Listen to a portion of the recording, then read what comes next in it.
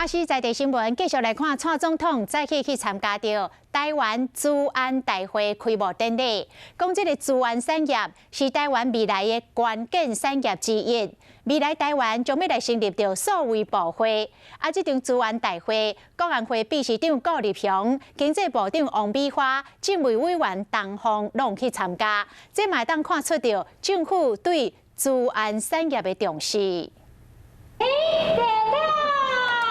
总统蔡文甲经济部长王美花同时出席台湾资安大会，要将资安产业发展成重点产业。如果说这是一个真实情境的话，一个没有受到保护的一个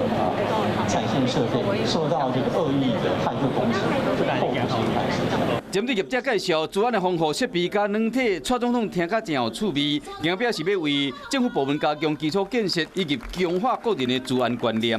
国联会秘书长顾立雄、行政院政委东宏嘛拢在场。要加速成立数位发展部会，